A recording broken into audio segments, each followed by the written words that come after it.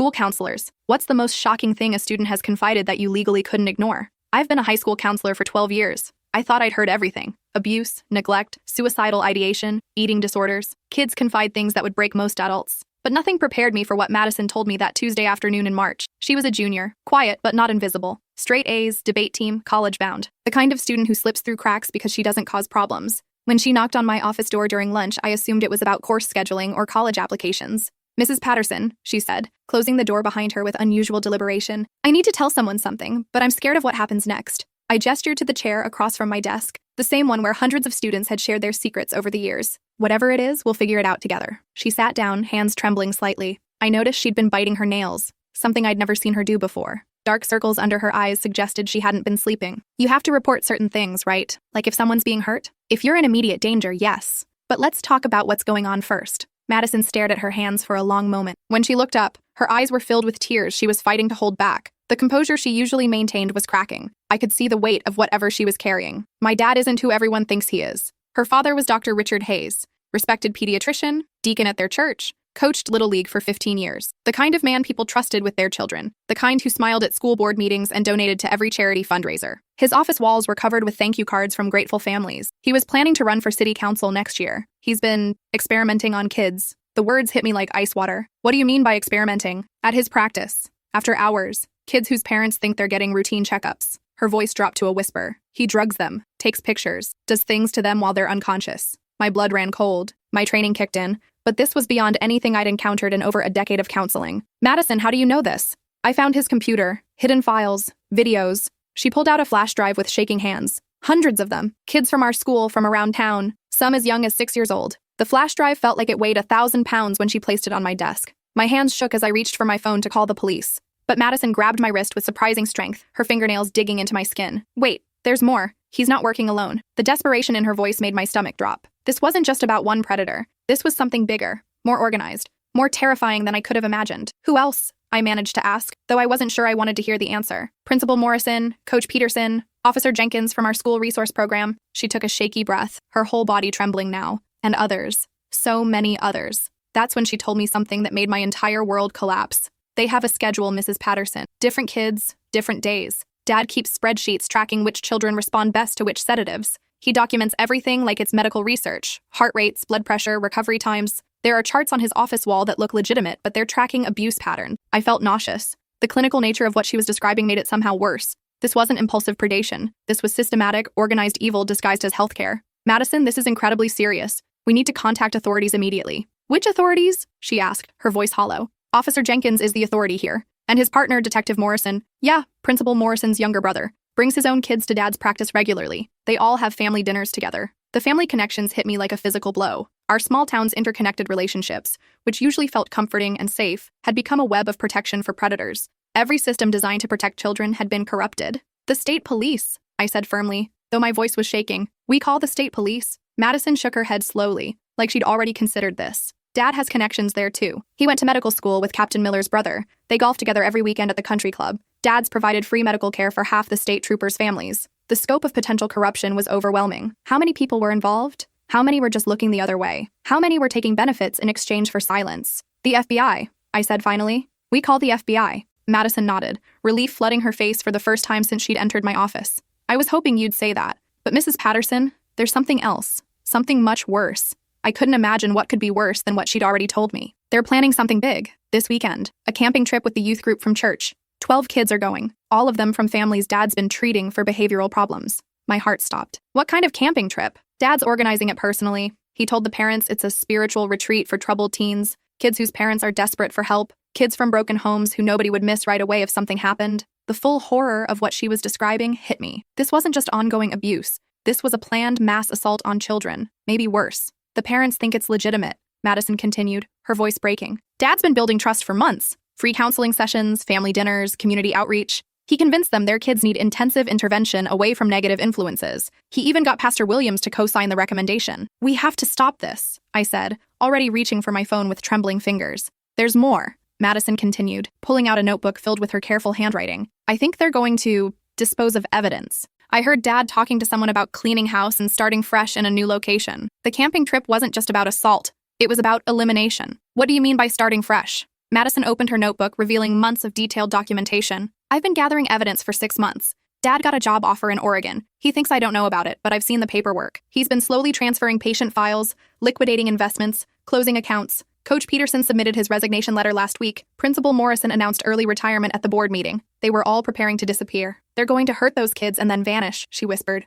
And everyone will assume the children ran away from the camp or got lost in the woods. Dad already told the parents the area has no cell service and they won't be able to contact their kids for 3 days. I dialed the FBI tip line with shaking fingers. While waiting for someone to answer, I asked Madison, "How long have you known about this?" 6 months, she whispered. I've been trying to gather evidence. I copied everything from his computer, recorded conversations, took pictures of the secret room in his office basement. I've been living with this knowledge every single day, pretending everything is normal. Secret room? Behind a false wall in the basement. Medical equipment, cameras, restraints, soundproofing. It looks like an operating room, but it's not for healing. There are hooks in the ceiling, examination tables with straps, drug storage, video equipment. It's set up like a professional studio. The clinical setup made my stomach churn. This wasn't opportunistic abuse. It was an organized operation with infrastructure and planning. Why didn't you come forward sooner? Tears finally spilled down her cheeks. Because I'm in some of the early videos. When I was younger, maybe 8 or 9, I didn't remember it happening until I saw the footage. He convinced me it was normal medical procedure. Said I needed special treatment because I was gifted and had unique medical needs.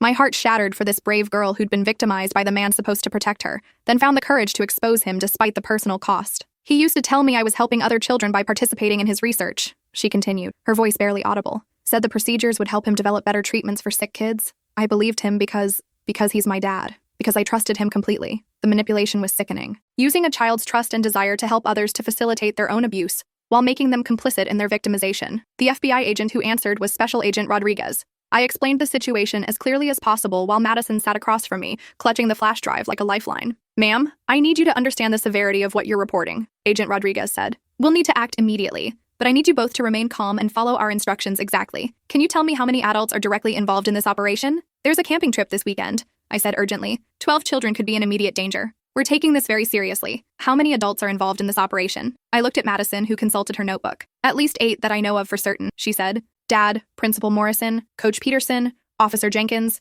Detective Morrison, Dr. Carlisle from the medical center, Pastor Williams from our church, and Mr. Henderson who runs the youth programs. But there are others. I've seen faces in the videos I recognize but can't place." Agent Rodriguez was silent for a moment. "Ma'am, you're describing a significant criminal enterprise. We're going to need to coordinate with multiple agencies to ensure all children are protected and all perpetrators are apprehended simultaneously. There's something else," Madison added. "They have clients, people who pay for specific types of content. I found emails with requests, ages, descriptions, activities. It's not just local. This is bigger than our town." The scope was expanding in real time. This wasn't just a local horror. It was connected to something much larger. Within an hour, 3 FBI agents arrived at our school. They'd contacted the state police headquarters directly to avoid any local law enforcement contamination. Madison and I were escorted to a secure location where she provided her evidence and testimony. The footage was worse than I'd imagined. Hours of systematic abuse involving dozens of children, all professionally filmed with multiple camera angles. The basement room at Dr. Hayes' practice was set up like a medical examination room, combined with a professional studio. But what made it truly horrifying was the documentation. Detailed medical files on each victim, noting their responses to different drugs, their psychological profiles, their family situations. Everything was cataloged like legitimate research, complete with charts, graphs, and treatment protocols. They were running it like a business, Agent Rodriguez explained to me while Madison gave her statement to another agent. Professional equipment, customer databases, financial records, even performance reviews of the perpetrators. This is one of the most organized child trafficking operations we've encountered. The medical setting provided perfect cover, she continued. Parents trusted Dr. Hayes completely. He could sedate children for routine procedures, and they'd wake up with no memory of what happened. The church and school connections gave them access to hundreds of potential victims. "What about the camping trip?" I asked. "We're moving on that tonight. State police are surrounding the campground as we speak. We've also contacted the children's families with cover stories to ensure they're safe without alerting the perpetrators." Madison looked up from where she'd been giving her statement to another agent. "Are the kids safe?" "They will be," Agent Rodriguez assured her. "Thanks to your courage." As the investigation unfolded over the following days, the scope became clear. Dr. Hayes had been using his medical practice as a front for organized child sexual abuse for 8 years. The church camping trips, youth programs, and after-school activities were all recruiting grounds designed to identify vulnerable children. The network had been selling footage to an international trafficking ring, making hundreds of thousands of dollars annually. They had clients worldwide who would pay premium prices for content featuring specific types of children with particular characteristics. "Your father kept meticulous records," Agent Rodriguez told Madison during one of our briefings. "Financial transactions, client preferences, victim profiles, even feedback forms rating the quality of content. It's some of the most detailed evidence we've ever encountered in a case like this. The business model was sophisticated. They had subscription services, custom content creation, live streaming capabilities, and even a review system where clients could rate performers and request specific individuals for future content. The raids happened simultaneously at 6 p.m. on Friday. FBI teams hit Dr. E. Hayes' practice, his home, Principal Morrison's house, Coach Peterson's apartment, Officer Jenkins's residence, Detective Morrison's home, the church offices, the youth center, and several other locations. The camping trip was intercepted before any children were harmed. What they found was worse than anyone anticipated. The operation had been running for 8 years. Over 300 children had been victimized across that time period. The perpetrators had been selling footage to an international network, making hundreds of thousands of dollars that they'd laundered through legitimate businesses and charitable organizations. They'd been planning to relocate to another state and start fresh, but first they needed to eliminate evidence, including several children who were getting old enough to speak out or remember what had happened to them during their younger years. Dr. Hayes had developed a sophisticated system of sedation protocols that created memory gaps in his victims. He'd been drugging specific children during routine checkups, then transporting them to the basement facility while they were unconscious. The children would wake up hours later in the main examination room with no memory of the missing time. The church camping trips served multiple purposes. They were recruiting grounds for vulnerable kids, but they also normalized overnight stays with trusted adults. Children who'd been to camps with Pastor Williams or Mr. Henderson were less likely to be suspicious when invited to special programs or individual counseling sessions. The basement of the medical practice contained a fully equipped studio and holding area.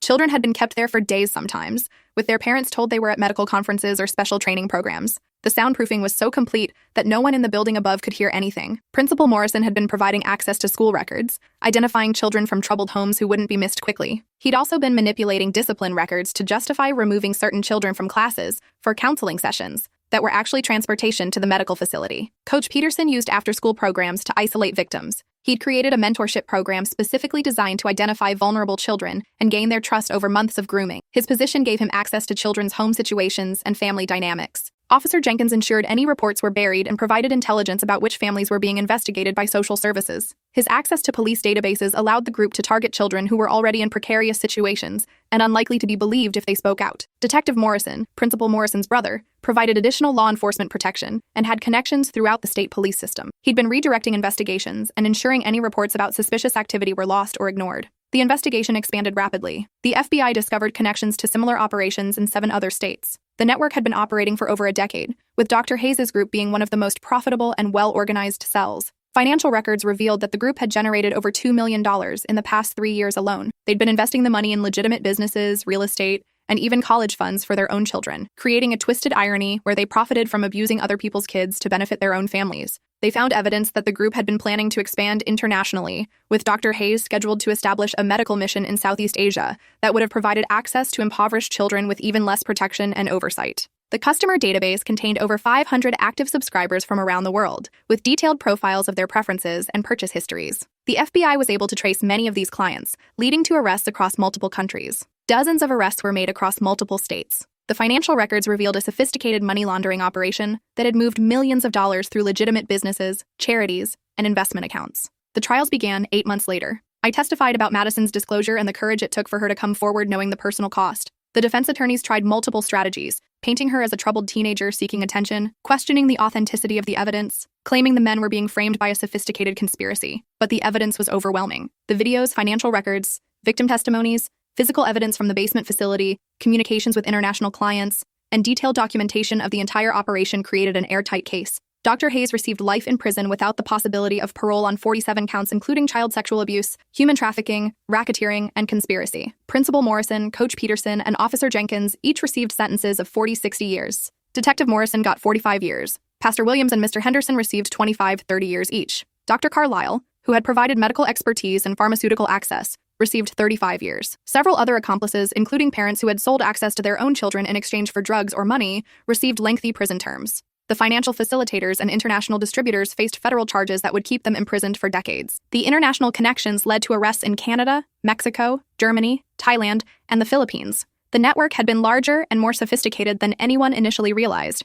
Madison herself went through extensive therapy to deal with both her own victimization and the trauma of exposing her father. The FBI arranged for her and her mother to relocate to another state for their safety, as the network had connections that reached far beyond our small town. Her mother, Sarah, had been completely unaware of her husband's activities. The revelation destroyed her world as thoroughly as it had Madison's. She'd trusted him completely, even when Madison had tried to hint at strange things happening during medical appointments. I thought she was just nervous about doctor visits, Sarah told me during one of our sessions before they relocated. Richard always explained everything so logically. He said Madison was prone to anxiety and needed special care. When she'd ask questions about why she felt sleepy after appointments, he'd say it was a normal reaction to stress. The gaslighting had been systematic and professional. Dr. Hayes had convinced his own wife and daughter that Madison's confusion and fragmented memories were signs of psychological problems that needed his specialized care. Before they left town permanently, Madison stopped by my office one last time. "Mrs. Patterson," she said, "I need you to know something." "What's that?" "You saved more kids than just the ones on that camping trip." The FBI said they found evidence Dad was planning to expand. He was recruiting other doctors in other towns.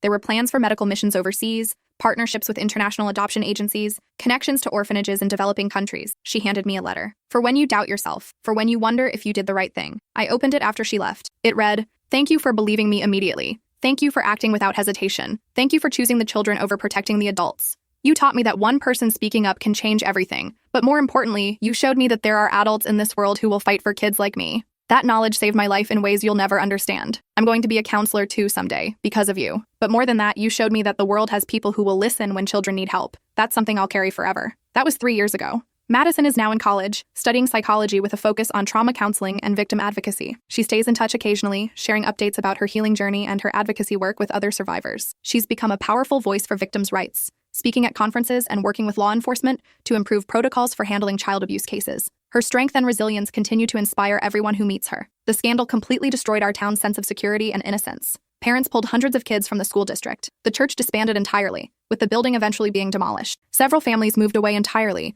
unable to cope with the associations and memories. Property values plummeted as the national media coverage made our town synonymous with the horrors that had occurred here. The economic impact lasted for years, as businesses closed and tourism disappeared. But it also brought crucial awareness and change. New protocols were established for background checks. Mandatory reporting training was enhanced and expanded, and children throughout the region were educated about inappropriate conduct by authority figures. The school district implemented new policies requiring multiple adults to be present during any one-on-one interactions with students. Medical practices were required to have better oversight and monitoring systems, including mandatory video surveillance in all examination rooms. Law enforcement protocols were completely overhauled, with outside oversight for any cases involving children and mandatory involvement of state or federal agencies for serious allegations. I still work as a counselor, though in a different district now. Every day, I remember Madison's courage and try to create an environment where children feel safe to speak their truth, no matter how impossible or horrifying it might seem. The ripple effects continue to this day. The FBI investigation led to the discovery of similar networks in 12 other states and 4 countries. Over 800 children were identified as victims across the entire network, and more than 200 perpetrators were arrested worldwide. Madison's flash drive didn't just expose a local horror, it unraveled a global network that had been operating for over a decade. Her courage to speak up despite the risk to herself saved countless children worldwide and led to one of the largest child trafficking busts in FBI history. The most shocking thing a student ever confided in me wasn't just the horrific abuse she'd discovered. It was the systematic betrayal by every adult authority figure she should have been able to trust. It was learning that the people we counted on to protect our children had formed a sophisticated criminal enterprise to exploit them instead. But her courage to speak up despite that betrayal, that restored my faith in the resilience of the human spirit. It reminded me that even in the darkest circumstances, even when surrounded by people who should protect but instead prey, one person's voice can change everything. The investigation revealed that Madison had been collecting evidence for months, risking her own safety every day to protect other children. She'd been living with the knowledge that her own father was a monster, while maintaining perfect grades and normal relationships with her peers. Her bravery wasn't just in speaking up, it was in the months of careful documentation, the sleepless nights spent copying files, the courage to confront a truth that shattered her entire world. She'd been conducting her own investigation with the thoroughness of a trained detective, all while being a victim herself. Sometimes the most broken children become the strongest adults. Madison proved that darkness can't survive when someone is brave enough to hold a light. Her story reminds me every day why I chose this profession, and why I'll never stop fighting for the children who need someone to believe them. The town still bears the scars of what happened. There's a memorial garden now where the church used to be, dedicated to all the children who suffered. Madison helped design it during one of her visits back. She wanted it to be a place of healing and hope, not just remembrance of trauma. The garden features a fountain surrounded by flowers that bloom in different seasons, ensuring there's always something beautiful growing. There's a bench with an inscription that reads, "For the children who spoke truth to power, and the adults who listened." But the real memorial to Madison's courage isn't made of stone or planted in soil. It's in the policies that were changed, the children who were saved, the networks that were dismantled. It's in the protocols that now exist to ensure no child suffers in silence. The Department of Children and Family Services completely restructured their oversight procedures. Medical boards implemented new requirements for practice monitoring. Churches and youth organizations developed comprehensive background check systems. The federal government created new task forces specifically designed to investigate organized child exploitation networks. Training programs were established to help identify signs of systematic abuse in community settings. Madison's case became a model for how to handle complex disclosure situations. The FBI now uses elements of our approach as training material for agents dealing with similar cases.